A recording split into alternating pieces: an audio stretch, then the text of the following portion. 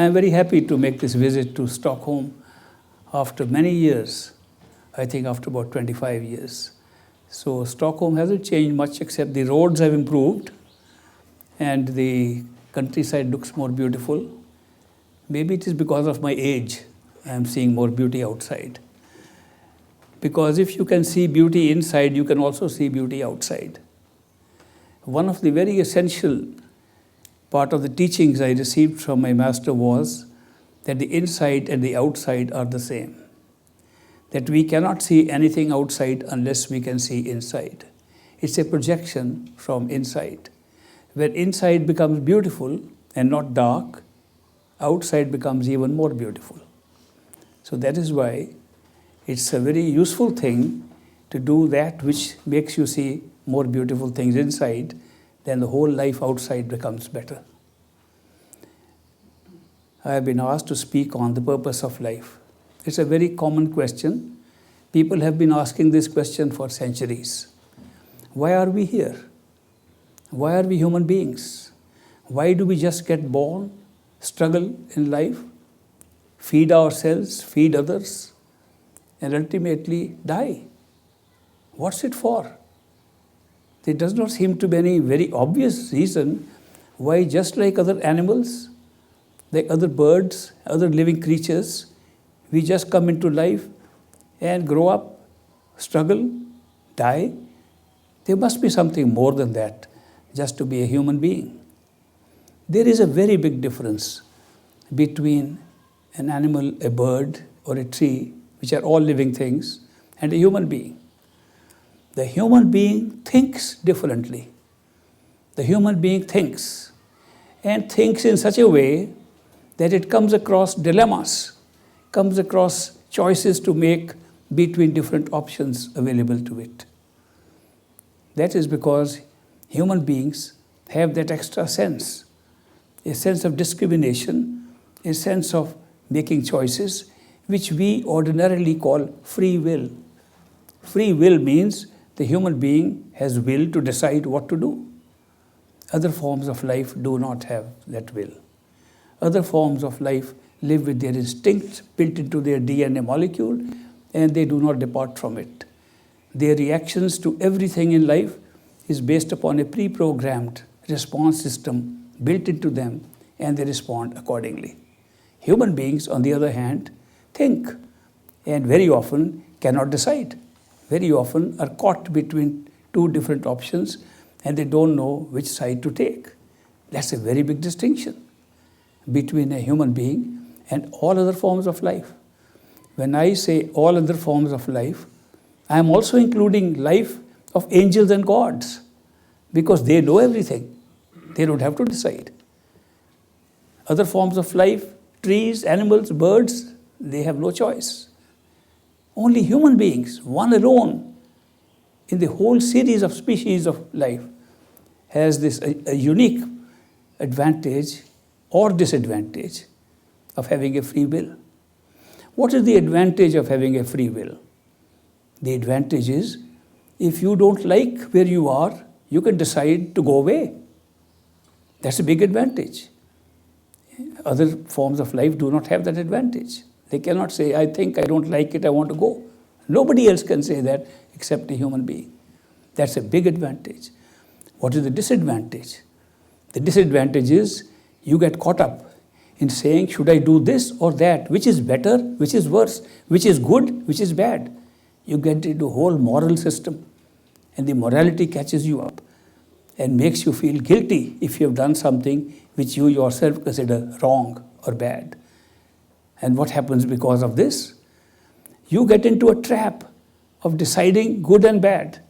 And when you have to decide between good and bad, you feel guilty that you've done something bad and must have to pay for it. And if you have done something good, you expect a reward, that you'll get some prize for it. The result is you set up yourself, because of this faculty of free will, a system of cause and effect, a system where you automatically expect to be punished for wrongs and expect rewards for good, which is what we in the East call the law of karma. The law of karma is very simple. It means if you think you have done something wrong, you must be punished. If you think you have done something good, you must be rewarded. And since we are living in a time frame, we are living in a past, present, and future, we put these punishments and rewards ahead of us, thereby tying ourselves to a timeline where either we wait for punishment or reward and never get out from here. We have tied ourselves into this great cycle of birth, rebirth, because we cannot cover up all our rewards and all our punishments in one lifetime.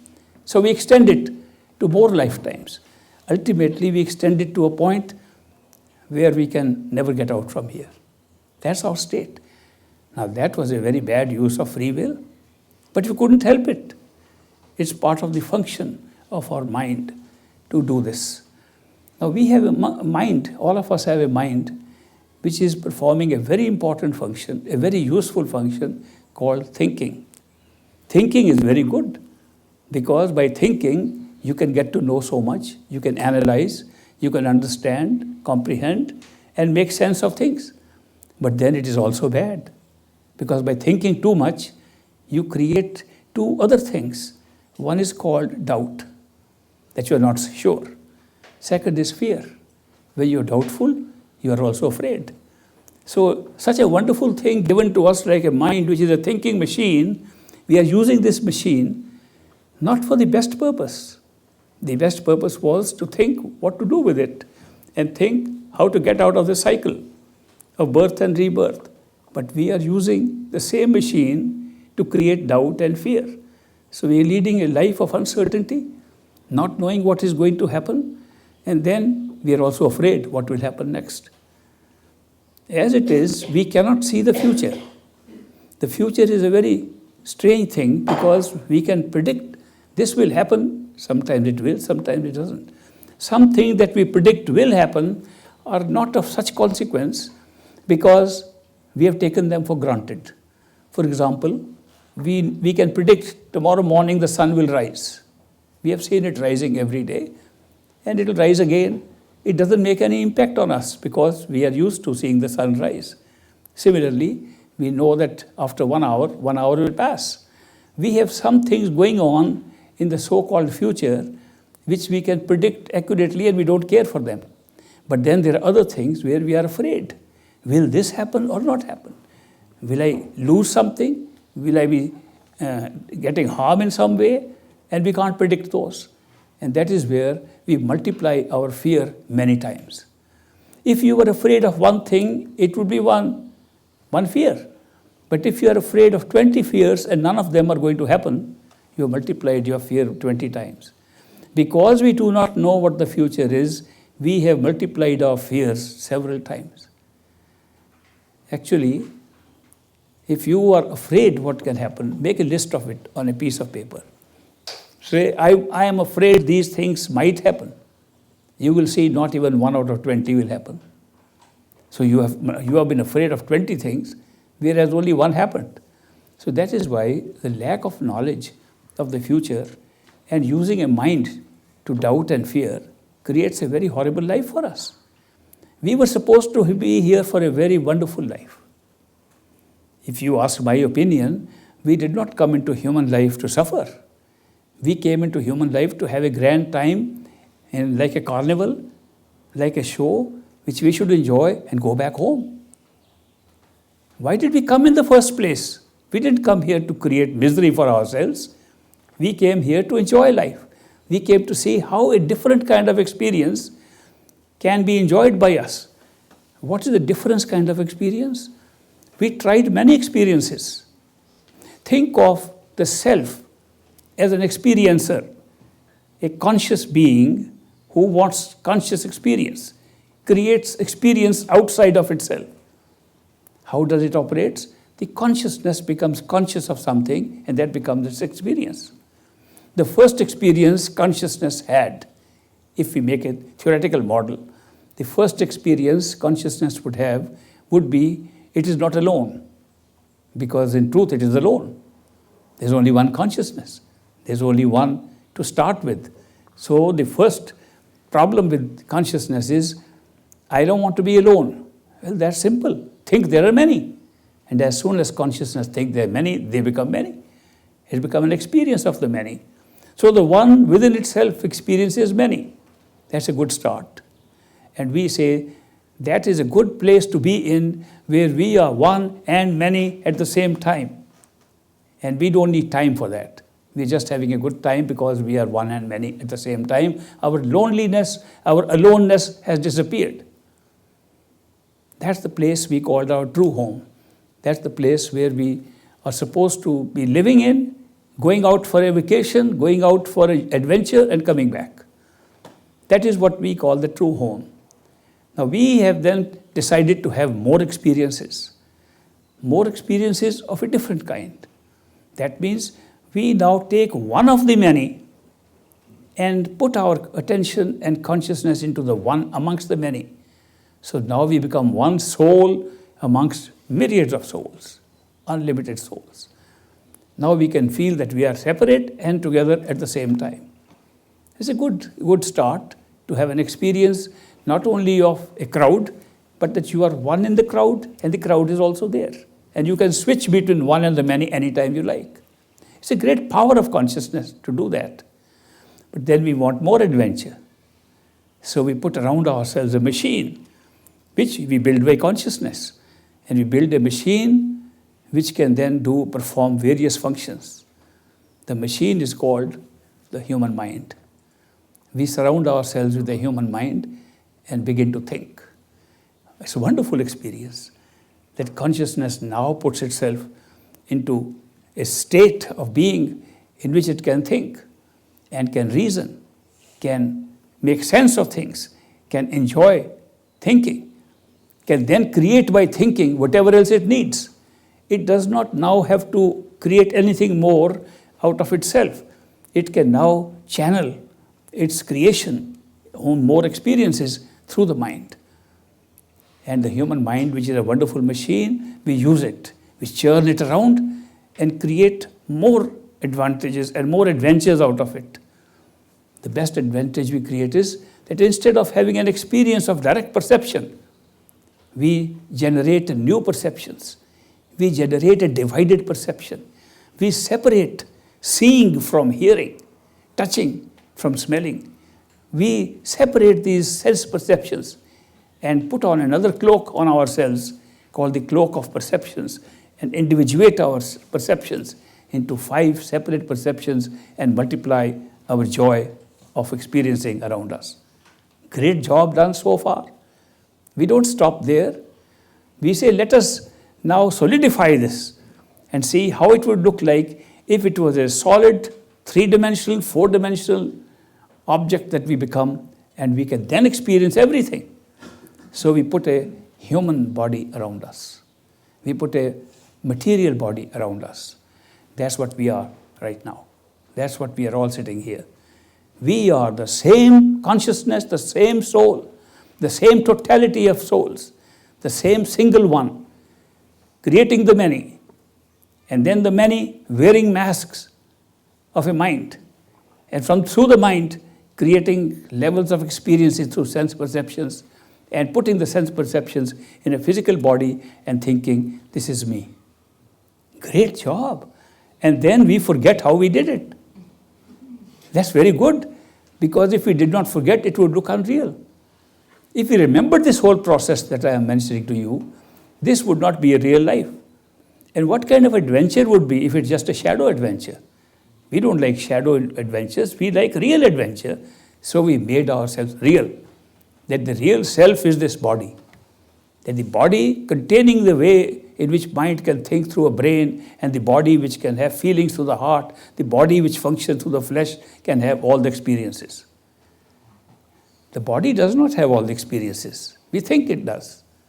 For example, we think we have eyes, therefore we can see. But how do we see in dreams? These eyes are not working then. How do we see in imagination? We can imagine anything, it comes in front of us. These eyes are not being used. Therefore, seeing is not the same thing as seeing with eyes, but we associate it, that we are only seeing because we have eyes. We can only hear because we have ears. We can only touch because we have hands. We are transferring something that belongs elsewhere inside us to something that is outside.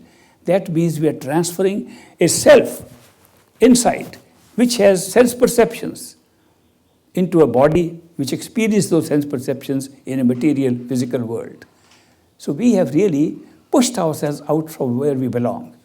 We belong inside, and we've come outside. And we have created this outside from inside. We created the whole thing through a process of consciousness. That consciousness has the ability to be conscious of anything. And that is why we are able to create all this universe around ourselves and then become a small piece of it here. When we go to sleep and have a dream, we don't use this body. This body is lying in bed. We have another body, the dream body. The dream body contains the same self, the same being, which is in this body. When we move around in the dream, we can go anywhere. We can even change our form. And still, the self, the consciousness operating in that body is the same self that operates in this body. There is an actual case of Fa Hin, a Chinese philosopher, who once dreamt that he was a butterfly.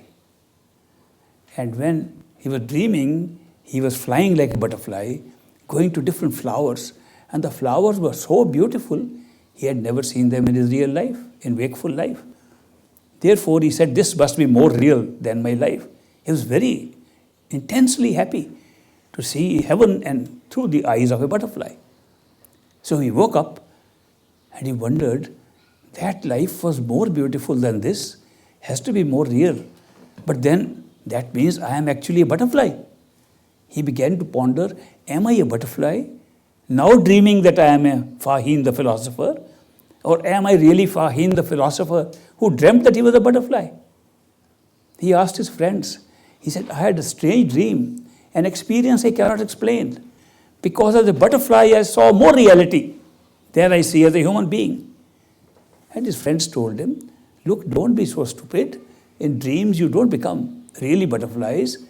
You can't be a butterfly. It's not like you. The shape of a butterfly is different. You're not a human being. Say you saw a butterfly in a dream. Fa Hin said, I never saw a butterfly. I was the butterfly. I was flying. It was the same I flying that's sitting and talking to you now. Therefore, the I never changed. The self never changed. I didn't see my own self. I could not see my own eyes, just like I cannot see my own eyes when I'm in the physical body. I could not see my eyes as a butterfly. So who am I? Am I butterfly?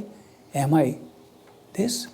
And he pondered that if we can change our form and still be the same self, then self must be different from the form of the human body or the form of a butterfly. It has to be something different which can take any form and still the self will remain the same. So then he began to introspect and go within and see how many forms can I change. And he said, whichever was the self in the butterfly or the self in this human body was operating from behind the eyes because it looked out from the world from the eyes. And it dawned upon him that as a conscious being who was getting that experience of consciousness, he must be settled behind the eyes of the butterfly and the eyes of the human being. That's where we see the world from. And he said, if I could take any other form, I would still be seeing from the eyes of that form. And that led him to discover that the reality of his old self was lying behind the eyes, no matter what the form of the body is. And that's a great discovery. He made a discovery that our consciousness, which created all these experiences, generated all this experience, lies inside our own body, no matter what the body is, and can always be accessed, can be found out by going behind the eyes within ourselves.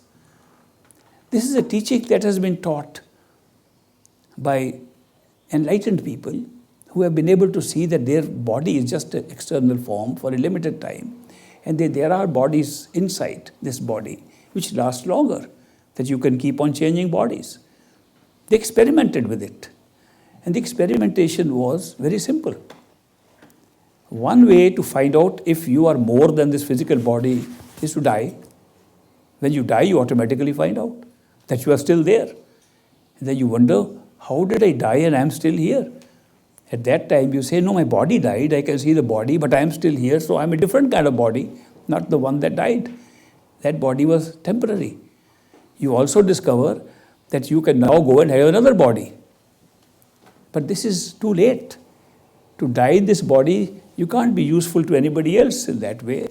Nor have you realized much. But you can also die a different way. You can die while living in the body. Why not have the experience of dying while you are still living in the body and find out if you have another body? That's the simple exercise that these perfect living masters suggest to us. They say, don't go by anybody's opinion. Don't go by what the books say. Go by your own experience. Die while you are living in this physical body and then discover if you have another body inside you. And if you can find it, you will know this was not your body. You will also know what the other body has been doing all this while. Before you were born, after you die, where does it go? Are there other places to go? Are there other worlds existing which we cannot see here? All that you can find. And the fact that we can do it while we are wearing this body is amazing. It's the most amazing opportunity a human being can get, and nobody else can get except a human being, because a human being can think and decide to do it. Nobody else can. This free will, the experience of free will we are having, of making choices, enables us to go within ourselves, behind the eyes, die while living, and get the knowledge if we have something else inside us besides this physical body. Now, how do we do that? How do we die while living? Very simple. We don't actually die. We just simulate. We just copy the style of dying. If you have seen how people die in physical life, you will see that they die gradually. They die from their extremities first. If you see a terminally ill person dying, or a person you know dying slowly in hospital, you will see the first thing that happens to a person dying is they don't know where their hands and feet are. They will say, will you move my foot right? And the foot is already right. They lose consciousness, awareness of their extremities. Then they lose consciousness and awareness of their arms and legs. Then they lose consciousness. They're still speaking to us. They're still alive. But they're gradually losing awareness of their body. They lose awareness of their torso. And when it comes to the head, they can speak no more. They're dead. They're brain dead. They're brain dead. They're gone. The body is no good. But till that time, they are still in the process of dying. How about copying this system? How do we simulate this system so that we can have the same experience? We can do that by a simple process. That since in the wakeful state, in a physical body, we are operating from behind the eyes, and we feel the self is behind the eyes. If the self is not this body, contemplate for a minute. If this self is not the body, where is it? It's not in our arms and in our legs. Where are we operating from? Where are we thinking from? Where are we conscious from? It doesn't take long to know. It's all happening in our head. If that is so, how about pulling our attention from everything around us, from everything in our body, except the point behind the eyes? What would happen if we do that? If you concentrate behind the eyes, you will find that gradually you're pulling your attention and awareness from the world, thinking about what is happening here, pulling your attention from the extremities of your body through the legs. The legs go to sleep. You are not aware where they are. Hands don't know where they are. And you are still thinking of what is happening inside. Eventually, you discover you are out of this body. The body is gone. And you are more alive than ever before.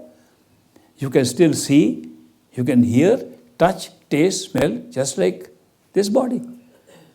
So then you realize that this sense of touch, sense of seeing, hearing, all these five senses were not based upon the physical body. They were based upon the inner body, and we were just using these senses through the physical body. Anybody can experience this by pulling the attention behind the eyes. It's not the most complicated system in the world.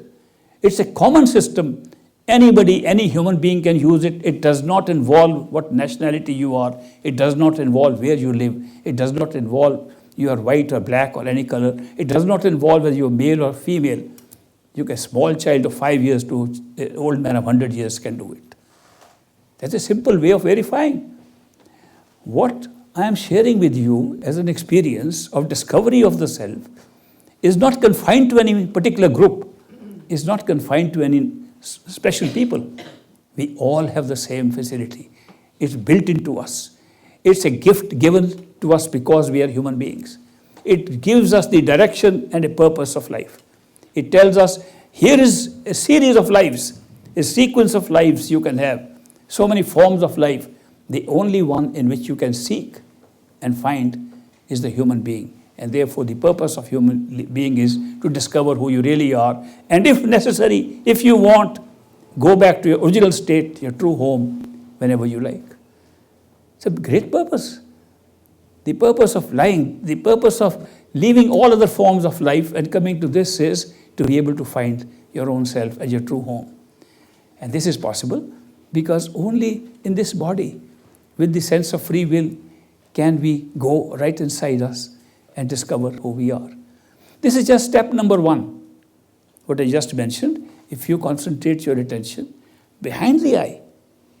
When I say behind the eye, we have 2 eyes.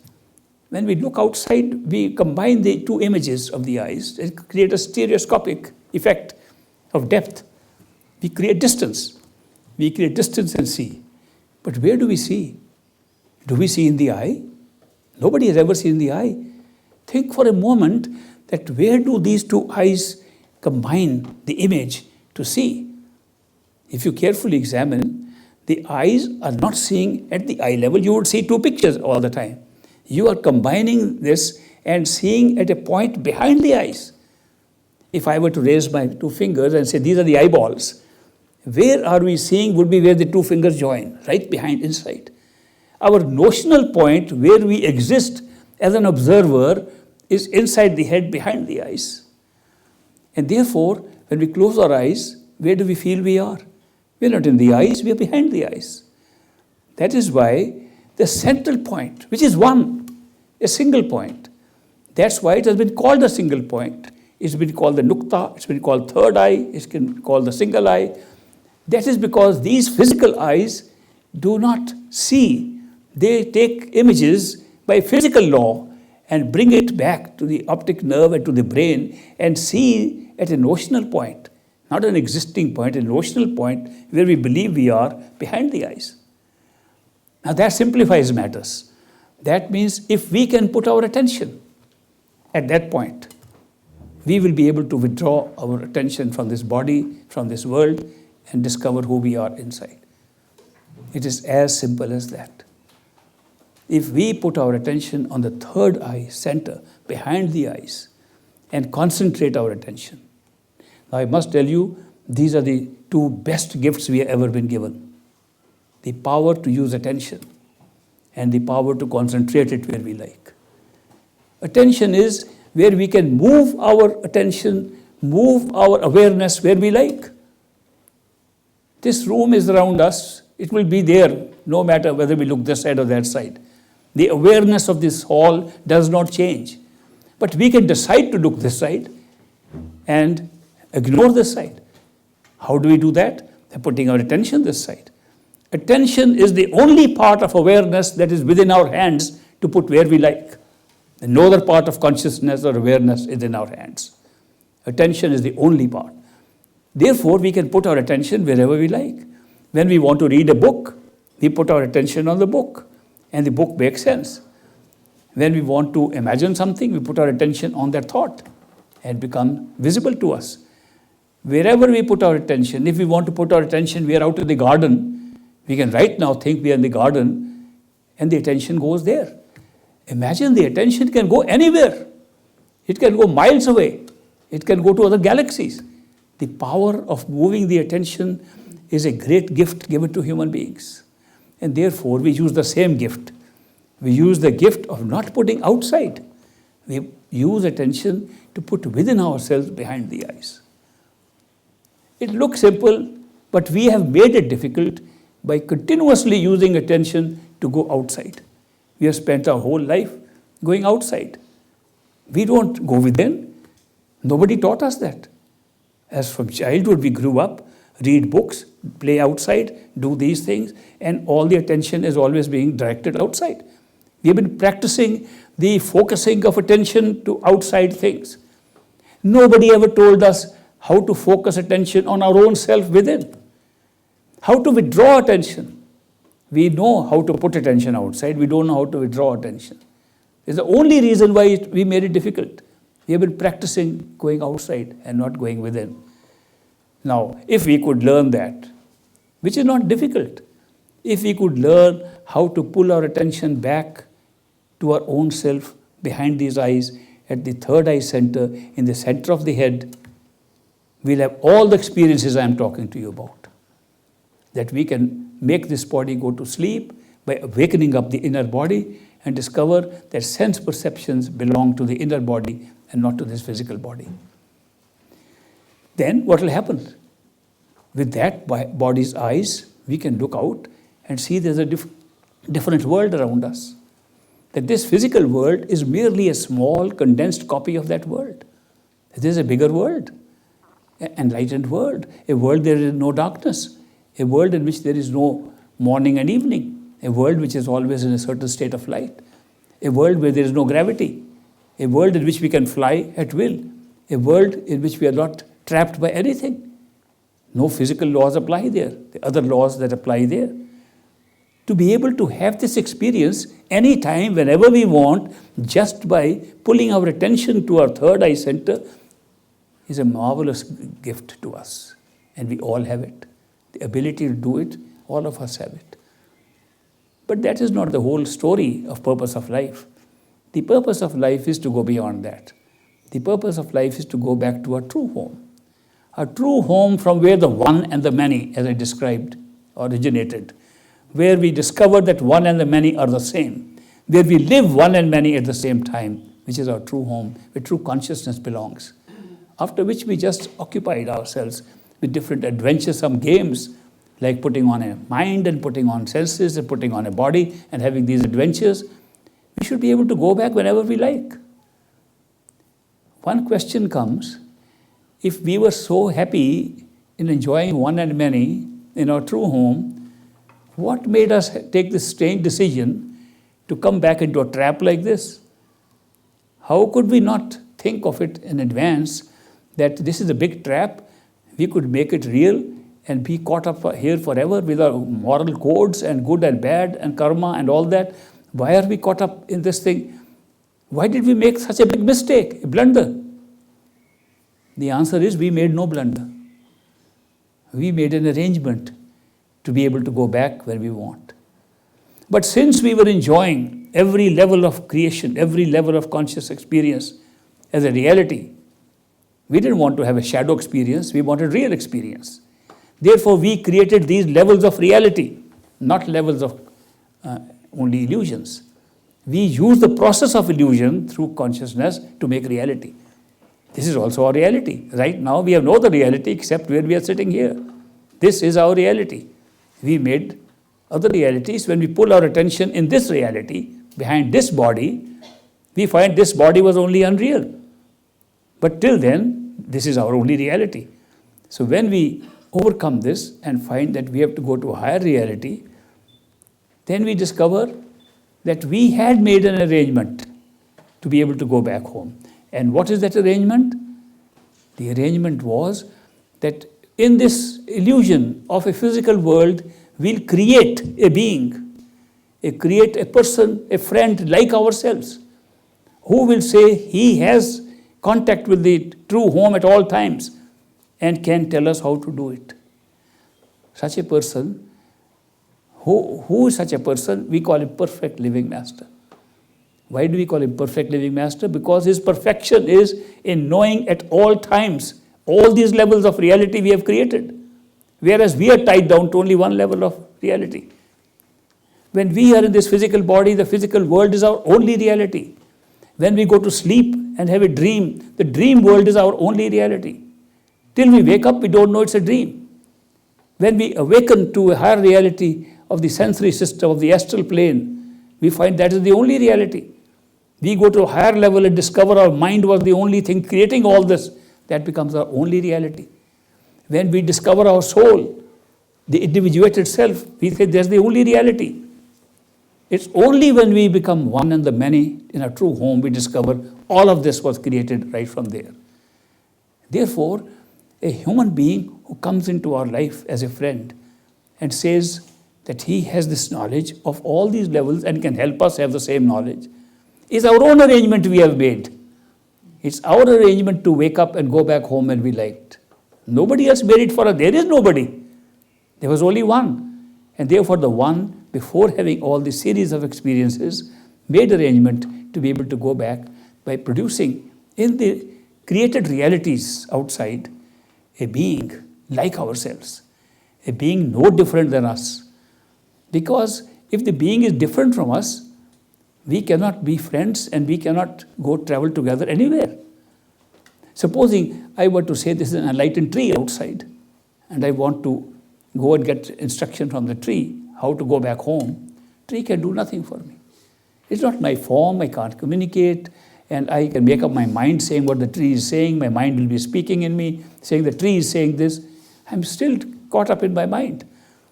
People are there worshipping trees today, thinking that the tree contains more than we contain. Supposing I say I want to feel a bird can teach me, and a bird is chirping and I say the bird is teaching me, who is actually teaching me? My own mind. I don't understand the bird language. So, no form of life can teach us except a friend in the same form as ourselves. Therefore, when we say perfect living master, we are talking of a human being like ourselves. So much like ourselves that he should not even be extraordinary. He should be just like us. If he is just like us, we can be friends. Supposing he is not just like us, he is really a magical person. Supposing he is somebody totally different. Supposing he is a human being in a physical body who can fly. Now imagine, supposing such a master were to come flying into this room, and we all look up and look at that person flying. What will be our reaction? First will be, there must be some string somewhere. Let's see how he's performing this magical act. If there are no strings, we'll either get frightened. Some weak-minded people may even freeze and may even faint to see this event. And everybody will be astonished. You may even worship that person. You may even be amazed. But nobody will love that person. Nobody will be a friend with that person. If supposing by chance he falls down, all of us will run to help him. And he can be our friend. We need somebody totally like ourselves in order to be a friend with whom we can hold hands and walk back home.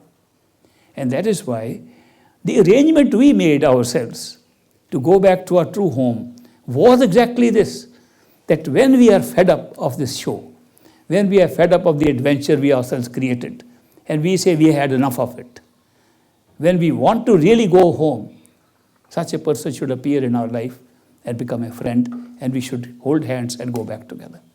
We made that arrangement. We were not that stupid in our totality. We were very wise and very intelligent that we made this decision and made this arrangement.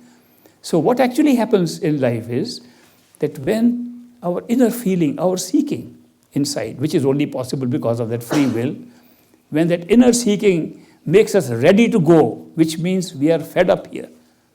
If you're not fed up, stay along more. Enjoy the show more or suffer the show more, whichever way you like to create it.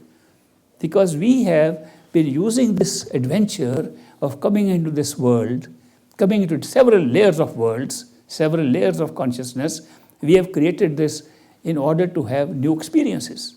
No other purpose. The only purpose of creating these series of experiences was to have a variety of experiences. How far can consciousness go? How far can it experience things? We went as far as we could. And therefore, by following the system of putting your attention back here, you are able to discover that all these were adventures we created, and that in the adventures we also created an arrangement to go back to our true home, arrangement was to meet a friend who will be like us, but have the knowledge, awareness, consciousness of all the levels of creation that we have done. And he becomes a friend, and because he knows the entire way to go back home, will hold our hand, take us back home. Therefore, that's the significance. The purpose of life is to be able to take advantage of that arrangement we made ourselves. The purpose of life is to get this opportunity to go back home. And the arrangement to go back home is that be ready, seek in your heart, and a perfect living master, a human being like ourselves, will automatically come into our life through coincidences, circumstances, and say, I'm here, now you're ready, we'll go home. We hold the hand and we walk together back home.